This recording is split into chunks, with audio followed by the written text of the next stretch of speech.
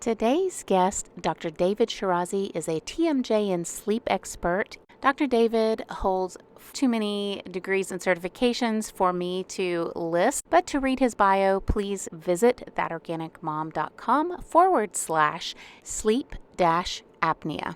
Dr. David is a dentist, an acupuncturist, a sleep expert, and lots more. If you have a sleep issue or sleep challenge, chances are Dr. David Shirazi knows how to diagnose and treat it. I hope that you'll stick around for the end of this episode as he shares his expertise, and you can find out more about Dr. David and his work with TMJ and sleep therapy at his website, which is tmjla.com. Welcome to A Healthy Bite. You're one nibble closer to a more satisfying way of life, a healthier you, and bite-sized bits of healthy motivation. Now let's dig in on the dish with Rebecca Huff. So I'm a dentist, I'm an acupuncturist. For 5 years, I was a sleep technologist, and I have a master's in psychology. I got into sleep because my focus was TMJ disorders and chronic pain. And, we found out that one of the reasons why we clench our teeth is because of sleep breathing disorders. Oh. And so I decided, okay, well, I should learn. I should know more about these disorders. Because, for example, things like TMJ and sleep apnea, these are things that can't be fixed with acupuncture and herbs. Right? Because if someone has a TMJ problem, if it's acute, it can be. But the problem with someone with the jaw problem is if they continue to clench their teeth every night and sometimes during the day, that, you're never going to resolve it with acupuncture, even lasers or what have you, because the patient's going to go back into what we call parafunction. So as I was studying the sleep, the dental courses for dentists treating sleep apnea were all basically learn how to make this appliance, and then buy our appliance. It was basically the gist of about 95% of them. And then And by appliance, do you mean the... Yeah, that's how we treat. So the conventional treatment for sleep apnea is c-pap machine. Mm-hmm. Yeah, you take, you put this mask on and it blows air like a balloon to open up your airway. And it works great, but it has a less than 50% adherence rate. So, the next best thing is an oral appliance, FDA approved oral appliance. And in fact, all respectable medical bodies have all admitted that from mild to moderate apnea, an oral appliance is preferred. Because patients are going to stick with it. And by oral appliance, can you explain what you mean by that? Yeah. So whereas a c-pap is a pneumatic splint, it's literally putting positive airway pressure in the throat to blow it out like a balloon. An oral appliance is a splint. It's like a physical splint. So the top and bottom pieces are attached so that your jaw can't fall back and, when you're on your back, and it can keep your airway open at a certain spot. Mm-hmm. And now we have additions to it. We can put little shelves in there that'll lift the tongue to help the patient swallow on the roof of their mouth. We can actually have what's called a posterior tongue restrainer, which literally is like a false uvula that's hard. And it keeps the tongue down from falling back and rubbing up against the soft palate. And we even have ones that have like a little to kind of help open up the nasal valves as well. And of course, my focus, since I know how bad the clenching and the TMJ problems can be as a result, mine always have a TMJ sort of twist to them to help control the clenching and help minimize the clenching. I almost always add that to my appliances. Are TMJ and sleep apnea always related? Not always, no. Okay. But it's hard to find a separation. Oh, really? So the reason why my office, and my office, by the way, is a franchise. We have over 65 in the world. We're all over the US, Canada, all over Australia, New Zealand, England, Bahrain, and Dubai. And that's unprecedented for the private sector having a methodology to treat TMJ disorders, let alone sleep apnea. That's a whole other thing. But yeah, so we want to make appliances to treat a TMJ disorder to help minimize the clenching and keep the jaw in a very neutral position, what we call centric relation. And we'll actually bother to take an X-ray to find out if we did it or not. Wow. That's one of the ways that's, internally, I would tell another dentist, if a dentist said, what makes your place different than, the other places that are doing it, we'll tell them, well, we do a proper neurological testing to find out, if we can, the origins of their TMJ disorder. But externally, as a layperson, you could see, does the person not just take an X-ray to see what my jaw looks like? Mm-hmm. Do they bother to take an X-ray to see where they're putting it? Okay, that's something you can do, because traditional oral facial pain doctors won't do that. And what's called neuromuscular dentists won't do that. And they're just kind of like crossing their fingers going, we got it, sort of thing, which we don't do that. We don't do that. Yeah. I'm a little hung up on this though, because if Mhm. someone's clenching their jaw, it Mhm. seems like it would be really hard to have, snoring or whatever I think of when I think of sleep apnea as like mouth open. And when It's you a think of very good TMJ question. as mouth closed. So can you explain it? I Yeah. mean, to me, I'm stuck there. Yeah. So there's been a couple studies done, and I'll go into more detail about what we think the origins of it are. So a polysomnogram, which is an overnight sleep study, like in a lab with like 20 leads all over your head, face, arms, chest, and legs. And we can see what's happening in real time. And what these studies have found is that when someone's airflow was starting to slow down, right? They didn't lose oxygen. They didn't hold their breath completely. They just had very shallow breathing like that. What they found was, as the airflow was tanking on the thermistor, their patients were clenching their teeth. They were using their masseter muscles, right? And the clenching muscles went up. And then when the airway went back to normal, it was no longer restricted flow, the masseter stopped off. Right. So we see that. And then we also see that, so that particular condition is called upper airway resistance. So when we look further and find out when there's a nasal obstruction and someone is mouth breathing, and then there what's called end-tidal CO2 drops, well, we actually see the clenching reflex happening after that. So what'll happen is their mouth will be open, and they'll, what we say, outgas too much CO2. They'll get rid of too much CO2. And believe it or not, I know it's going to sound shocking, CO2 is more important than oxygen as far as your body's concerned. Okay.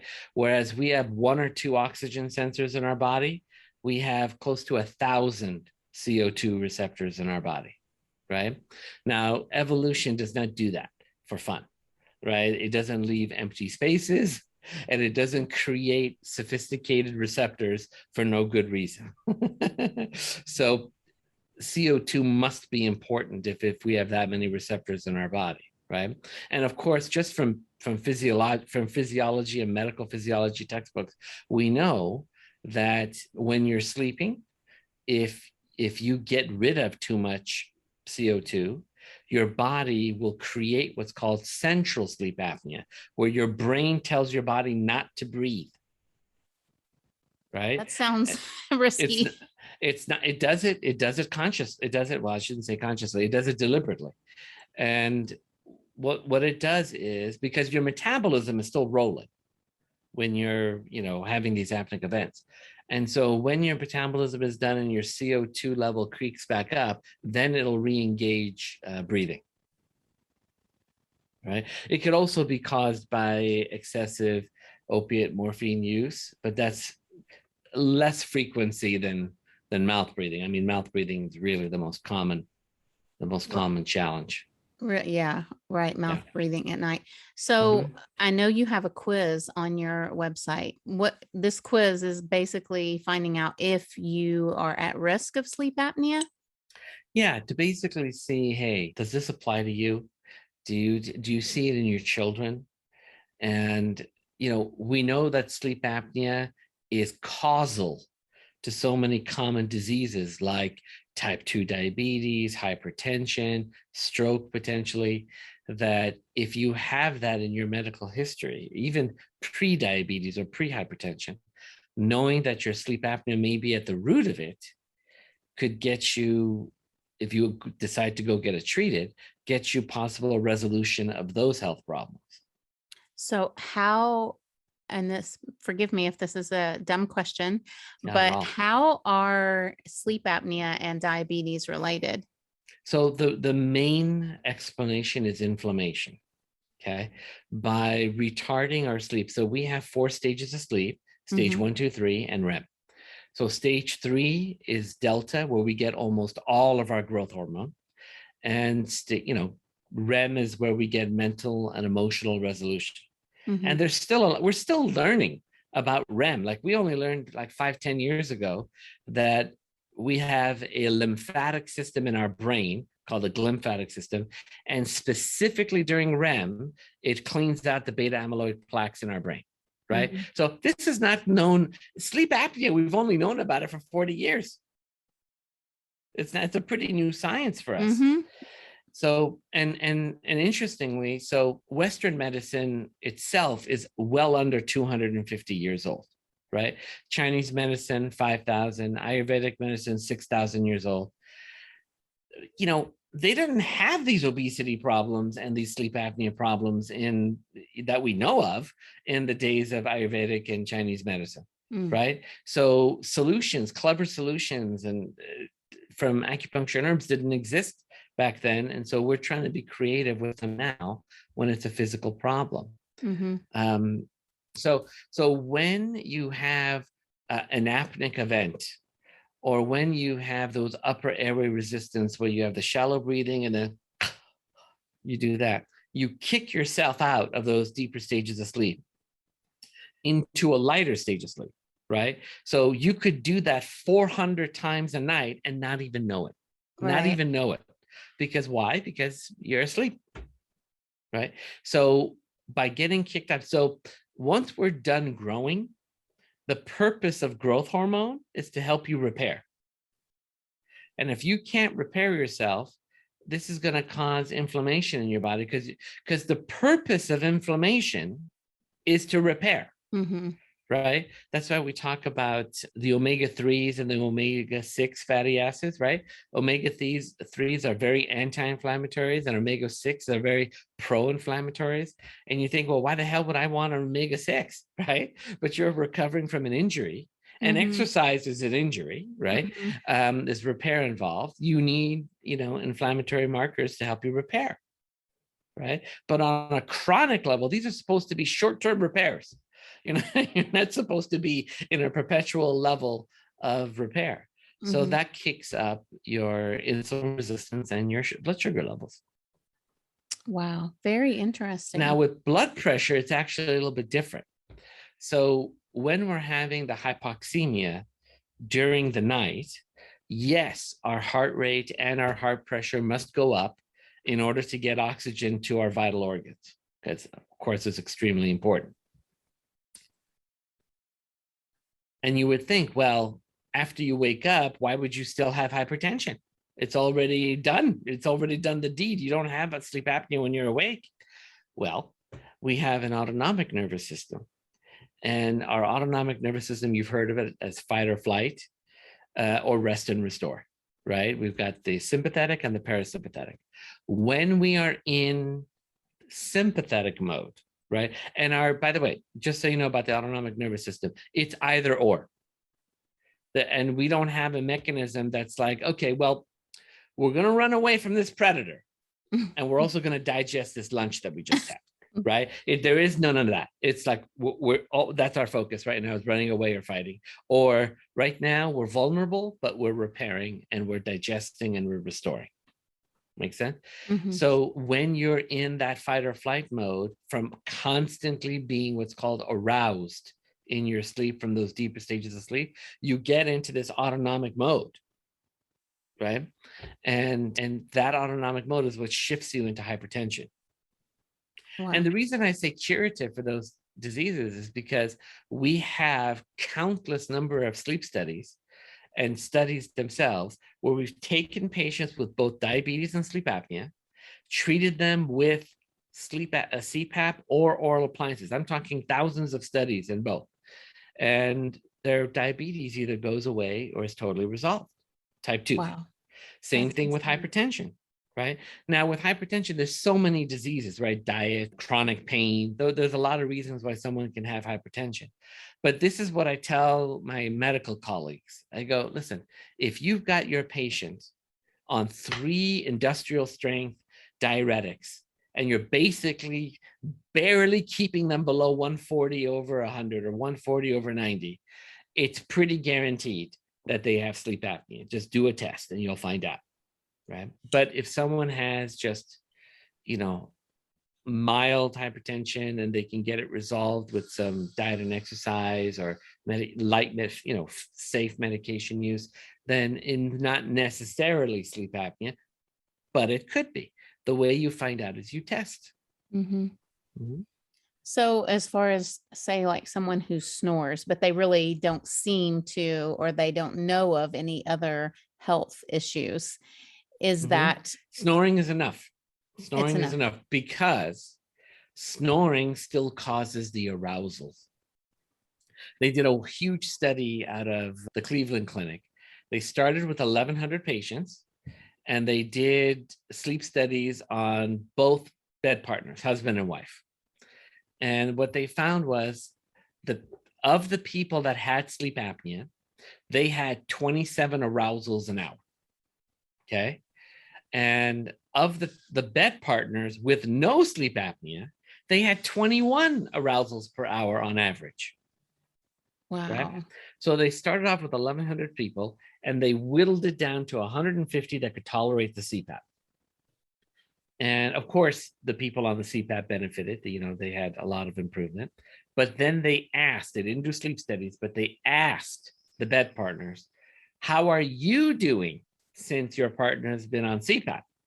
And they're like, wow, my headaches have been gone. My mood is better. My children tell me I'm much easier to deal with. A little bit of my aches and pains have gone away. Totally. Yeah, that's crazy. I mean, honestly, I'm sure it's life-changing for so many people. I know a lot of people who, well, like my friends, their husband will have a c-pap machine, and my friends will say that they get better sleep. My husband and I don't sleep in the same bedroom because he snores and he doesn't appear to really have any. I mean, he's a healthy person, he's in a good way, and I don't know, but anyways, I do think it's very interesting because it is so disruptive, and that's part of why we don't sleep in the same bed is because the snoring disrupts my sleep, and it ruins your day. It does. It ruins my life, honestly. And that sounds so harsh. And people think it's so rude that I don't sleep in the same room with my husband. No, because I love him. But I bet you want to sleep. I bet you want to sleep in the same room with him. I bet you prefer to do it if he was quiet. Well, I would like to sleep in the same room with him, but not as much as I would like to get a good night's sleep every night, which is like a very self-honoring thing to do. Yeah. There's and honestly, absolutely nothing wrong with that. For so many years, I tried, and I know other people who snore, and I know how disruptive it is for them. Like when you can hear someone in the next room, you don't want to be sleeping in the same room with them. That's you don't want to be sleeping in the same house. No, I get it. So, yeah. I encourage people to do something about it. Now, some of the challenges, what patients have shared with me is that they're afraid to tell their doctor because if they go and do an in-lab study, they're going to get the c-pap machine and they don't want it. Right. And I tell them, it's okay. You can get an in-home study. Okay. It's okay if you're in the mild to moderate range, which most people are, or if you just have snoring, you can get an oral appliance. Okay. So, obviously they're already in my chair. So they're already here to get the treatment. But I want people to know that, don't be so afraid to bring it up to your physician. And if a physician have any sense, they should know that being in a lab is, not the funnest thing in the world. So I should tell you, so I'm a sleep. I have my own lab, like a 3-bed lab. We also do in-home studies, but my lab is dedicated to research. I'm not so focused on doing sleep studies because there's like 6 places in my neighborhood that have in, and they all take insurance and I don't, right? So I'm not here to compete with them. I'm here to do research. Right. And I have the best sleep apnea equipment in the world, bar none. It costs 2.5 to 5 times more than all the other competitors, right? And one of the qualities that makes them so great is, rather than, you have to wear all those leads, right? Right. You have to be tethered to a nightstand that's collecting all this data off of you. So basically you're stuck sleeping, like a rolled up rug, right? Like this on your back. So with mine, it's Bluetooth. So everything is on the person. It's on the little shoulder pad. You could roll over in your bed. You could walk to the bathroom and come back without being unplugged and replugged. It's great. Wow. And one night we were doing an insomnia study, and one of our machines crapped out, and then we had it repaired, and then we got the new one, and we couldn't give the new one to a research subject without testing it first, right? So I said, I'll do it. You guys can do a sleep study on me, right? So I was a patient.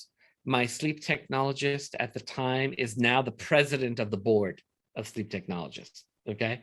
And the person from the company that sells, they were setting it up and they were doing what's called biocalibrations on me, right? So I had all this stuff on me, the nasal cannula, the whole thing.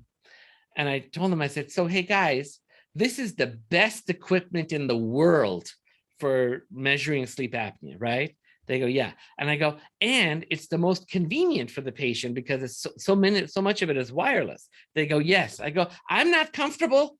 Do you know what I mean? They just laughed at me and went on, what about their business, right? So I understand there is a difference between an in-home and an in-lab study. Even the best in-lab study is not the most comfortable thing in the world, but it's one night, so it's really not the end of the world. I did it. I slept through the night with all that stuff on me, and it was fine. And it's okay to do it in the lab. You get the most amount of data. Now, at the same time, I'll say, if you're the kind of person that when you go on vacation and you're staying at a hotel, and the first night you're not getting a good night's sleep, you're kind of getting used to the room, the air conditioning vent, and the people honking outside, whatever. And then by the second, third, fourth night, you're more comfortable and you can sleep better. If that's you, it's probably better you do the sleep study in your own home. You follow?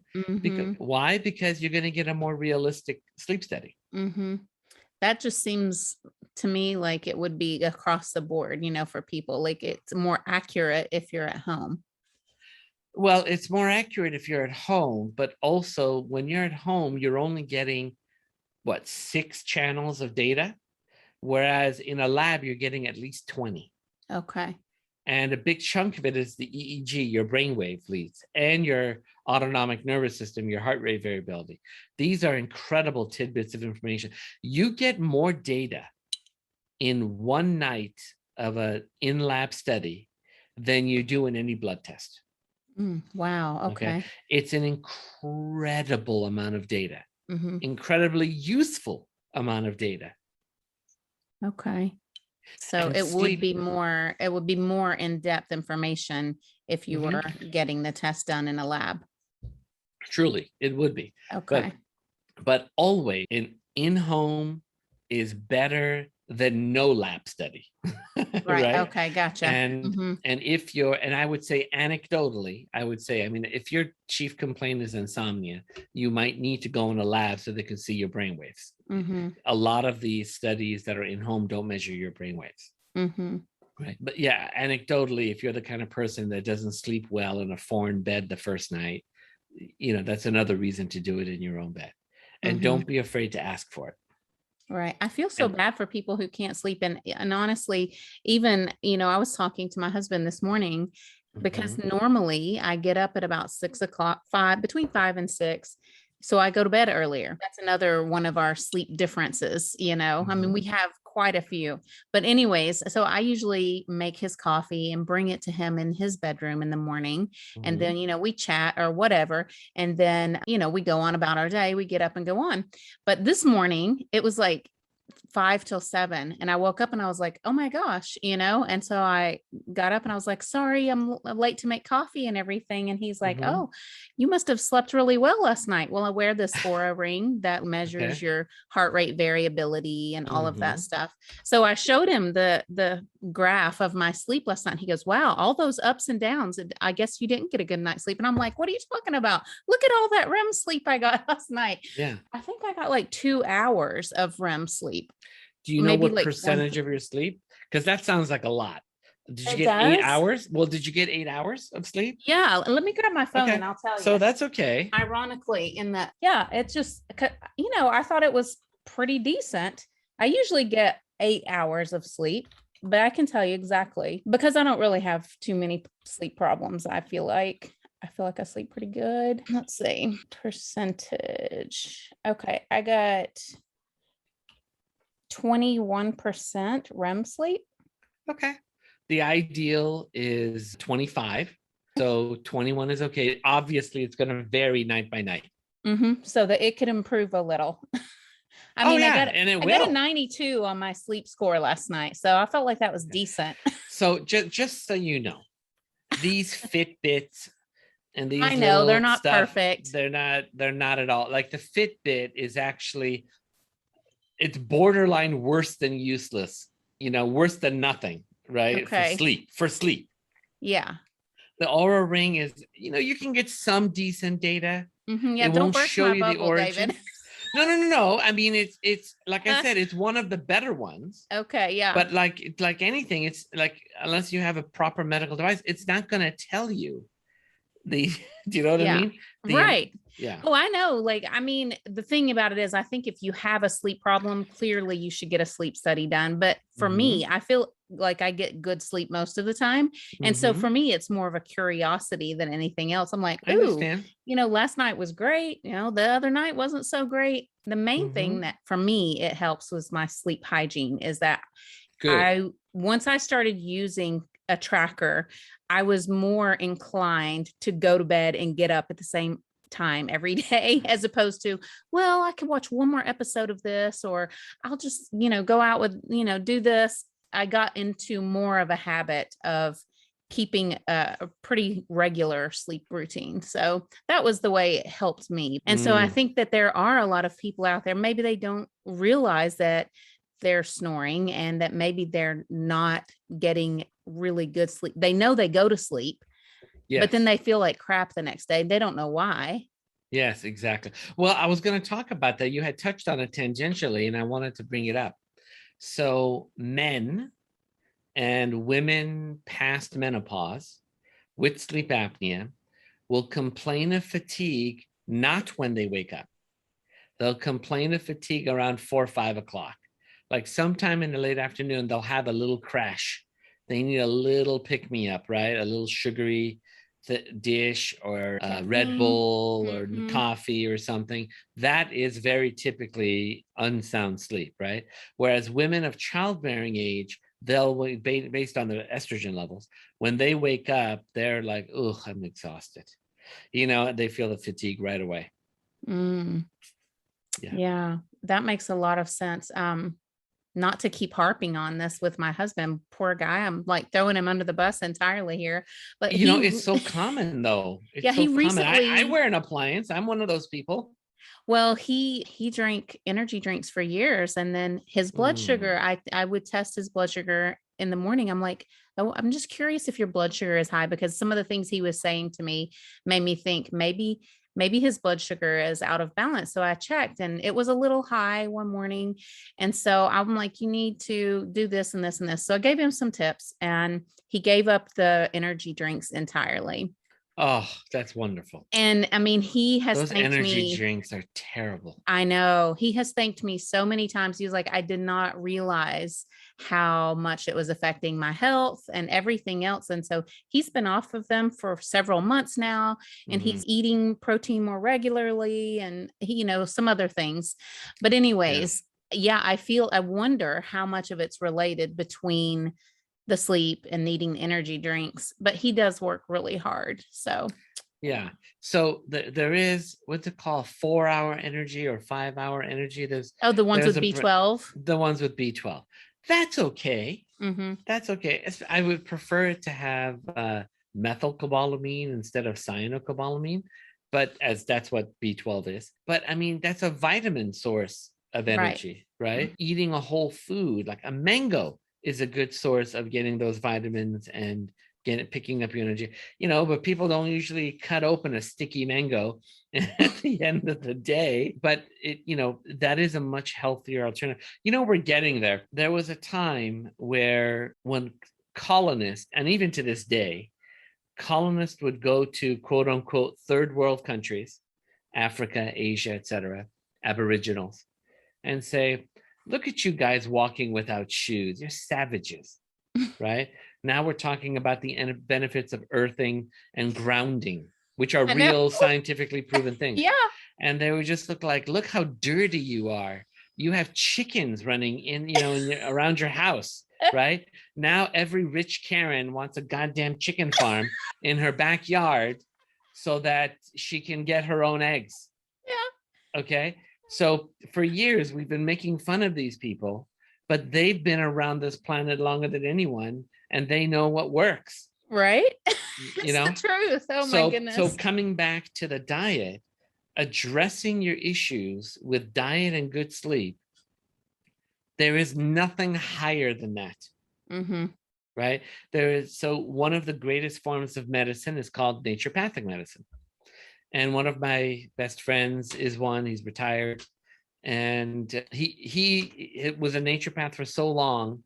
He was the fifth the fifth person to be boarded in my state as a naturopath. That's how old he is in the profession. He would tell me their motto, naturopath's motto, is first heal the gut, right? Mm. So they would do case studies with like, okay, patient comes in clinically depressed, fibromyalgia, chronic pain all over the body, rheumatoid arthritis. How do we address this patient? The answer is always their gut first. And then let's say, okay, patient came in with bipolar, with gout, and hypoxia, like lack of oxygen. How do we work up this patient? Check the gut. Like no matter what it is, the first thing they do, because it's quite smart to do that. Mm-hmm. We have several feet of stomach lining. Right. You have to kind of think. What I try to do in my practice is think of things in the context of evolution. Okay. So if evolution has deemed so many things in our body that we must have in order to survive, there must be a darn good reason for it, right? So, for example, sleep. We are unconscious 1/3 out of every day. On a good day, but yes, 1/3 out of every day. So as we evolved, that means that our evolution has decreed that it's okay to be unconscious and horizontal in the dark every day because we need to restore ourselves in our sleep. Okay, think about this for a second. When we sleep, everyone knows to go horizontal. No one ever told you to stand up to go to sleep. You instinctively knew to lay down, and you instinctively know to do it in a dark room. Okay, so we are to be unconscious in a dark room, lying down, vulnerable to attack, 8 hours out of every single day of our lives. Pretty Yeah. crazy. So that must mean it's pretty important. Yeah. Mm-hmm. That must mean we need to do it. So same thing with the gut. We have this extremely complex gut system, right? We have processing, large molecules, macromolecules, and then we break it down with enzymes.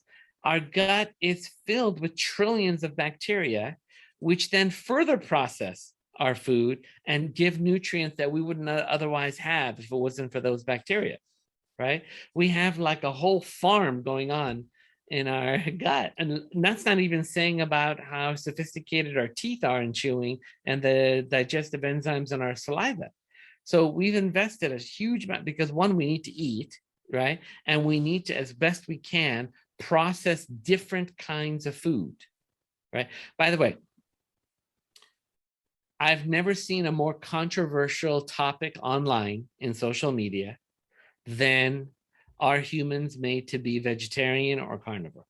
Like I've never seen, like people will have less arguments about religion, sexual orientation, and even vaccines, okay, in today's time, than they will about that subject of, carnivore or vegan herbivore. versus, yeah. Yeah. And I don't even understand how that's logical, right? Because animals that are pure vegans, what we call them obligate herbivores, they have two stomachs to break down the fiber, the cellulose fiber in plants. We don't have that. Right. Right. But at the same time, we don't have teeth that are made for attacking, like, lions and etc. But teeth don't determine whether we're carnivores or not, by the way. They don't determine that, because apes have giant fangs and they're vegetarian and they're like herbivores, right? So, but the fact that we have a complex digestive system tells us that we are omnivores. Makes perfect sense to me. Yeah.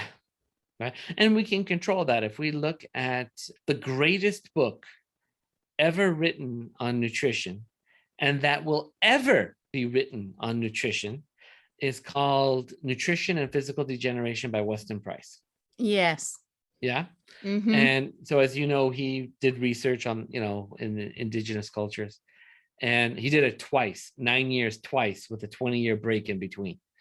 And he found 14 societies that on average live to be 100 and can still chop wood and carry water at age 100. And only one of them was vegetarian. Okay. None of them were vegan, by the way. There are known diseases associated with being vegan and not getting supplemental support. And the ones that was vegetarian, and the ones that did eat meat, it really never went more than 10% of their diet. Like 10% was the max animal protein. And then they supplemented it with what we call a probiotic prebiotic.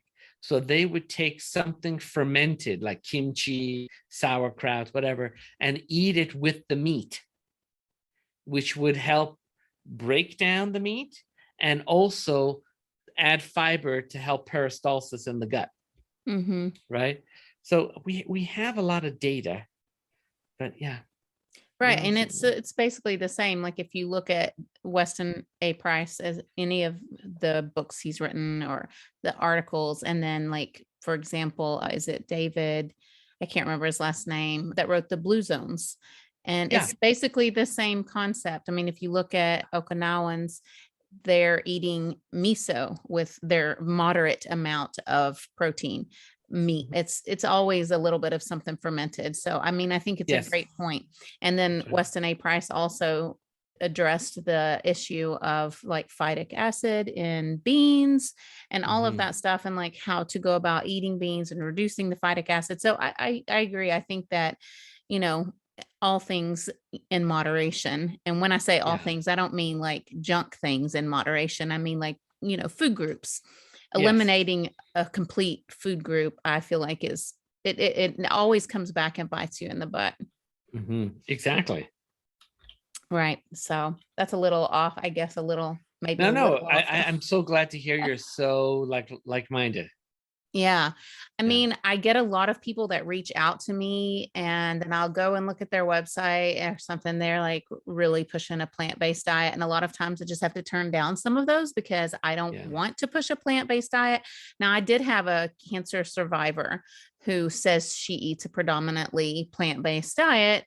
She's been in Sure. remission for 30 years. I'm like, I get it. She was diagnosed with stage 4 terminal cancer at 17. She lived in a really bad environment. So, anyways, I think in certain circumstances that can be okay. But Yes. for general health, I feel like people have to eat at least a moderate amount of Oh my God. meat. No, I agree with you. There are certain things that plants don't give us. There's certain vitamins, B vitamins that plants don't give us. And I don't know. And even bacteria, we talked about the importance of the bacteria that we harvest, that we use in our gut. We get that from like raw milk, raw cheese, Right. and fermented plants. So yeah, I mean, Yeah. And we don't, yeah. interestingly, recently started supplementing with human milk oligosaccharides, and it Oh, made such a huge improvement in my digestion. I could not believe because I eat prebiotic foods. I eat asparagus and Brussels sprouts and all the prebiotic foods. I feel like I do a pretty good job of eating both, fermented foods with probiotics and also prebiotics. But yeah, when I added the HMO supplement, I was amazed at how much better I felt. So apparently, it takes quite a bit of prebiotics to keep your gut in balance. So that's just a little extra. Made me mhm, think about it when you mentioned it. But very getting true. back to sleep apnea, Yeah. so what exactly you said that you do sleep studies for research? Like, what's the Mhm. goal of your research? What's the end It goal? it depends. So in the insomnia study, it was a double-blind randomized control drug study, which now the drug has come to market because it was effective. I don't deal with the product. I do the studies, I right? see. So, and a sleep study is a very benign study. It's like we're not injecting anything in them. We're measuring their apnea and they're measuring the quality of their sleep. So Mhm. right now we're about to start a study on patients with sleep apnea, mild to moderate, that if an oral appliance can be used, a daytime oral appliance can be used with designed to tone the upper pharyngeal space, Oh, wow. right? The upper pharyngeal muscles. So there's been, of course, anecdotal evidence of people snoring and sleep apnea, mild to moderate sleep apnea, being resolved with this device. So we want to start off with like 60 subjects and see what happens. That's fascinating. So Mhm. I guess it wouldn't obstruct them from being able to perform daily activities like talking on the phone and Well, no, no, no. They don't wear it all day long. They wear it for okay. 2 hours out of the Oh, day. I gotcha. And yeah, and then and then they sleep with it, right? Oh, they sleep with it too. And then we're going to do before and after in lab studies. And Mhm. both of the studies are going to be without the appliance in the mouth. So we're Mhm. going to see, did we make effectual changes, like Okay. long lasting effectual changes? Mhm. And so how do you work with people? Like, do you work with people who have sleep apnea or what? Yeah, no, I have a daily clinical practice. Uh-huh. And I usually get people that can't tolerate CPAP, or they know they never want CPAP. So Mhm. we make them an oral appliance. And there's over 100 FDA approved oral appliances. So we will then go and evaluate them and see what kind of appliance we think will work for them. Mhm. Make sure they're comfortable with it, send them back to their doctor to get another sleep study done so we can see if it worked. Mhm. So do you work with people online or only in person? And that can only be done in person. Mhm. That can only be done in And person. where Yeah. are you at? I'm in the Los Angeles area. I have two centers, one in Brentwood, which Mhm. is just in between Santa Monica and LA, and another one in Thousand Oaks. I see. So if someone wanted to get in touch with you or, work with you, they would just go to. The Uh-huh. easiest website to go to is tmjla.com, right? And there's a lot of information. I have a bunch of videos on YouTube. I did a 1 hour Google Talk. Those are all free to view on Google, on YouTube. For people with any kind of sleep issues or mostly just sleep. Well, I mean, there might be some overlap. We talk Mhm. about sleep hygiene and we talk about pain and we talk a lot about children's pain and sleep, predominantly sleep issues. It Mhm. affects children far worse than it does adults. Pain. No, sleep apnea. Oh, sleep apnea. Okay. So you said that you also deal with people who have chronic pain, so Yes. pain issues that affect sleep or just chronic pain? No, just chronic pain from the neck up, Mm-hmm. from the Oh, neck up. Yeah. So, I mean, I am a dentist before I became an acupuncturist. So, my focus is on jaw disorders, facial neuralgias, tics, things that have the tension type headaches, migraine type headaches, things that overlap with dentistry. I recently received back I had genetic testing done. And one of the interesting rare genes I had was one that made me more likely to clench my teeth at night, which I thought was pretty interesting. I was like, I didn't even know that they could see that, check that in a gene, but apparently there is a gene that makes you more likely to clench your teeth at night. Yeah. Honestly, genetics and epigenetics. So, genetics is sort of like our hardware, right? And epigenetics is what happens, what we consume, what we think, what we do that alters our phenotypic expression, right? So, I mean, honestly, even if you didn't have that gene, you could still clench your teeth. Okay. Okay. But for example, some people, the condition of migraine is what's called central sensitization. It's your brain that makes you have these migraine headaches. Okay. But you can have a peripheral nerve injury that causes it, like a TMJ pain that's chronic. Mm-hmm. Okay. So, but why do some people get a migraine and some people get neuralgia when they have chronic TMJ? That's their genetics. That makes sense? Mm-hmm. Right? That's sort of our milieu, but our environment has much more of an impact. Most people have markers to make cancer, but if they have a healthy lifestyle, their chances go way down, Right. regardless of their genetic markers. Yeah, that's Right? a really And good that point. used to be taboo. That used to be a taboo subject. You're not allowed to say that there was any reason to get cancer other than genetics.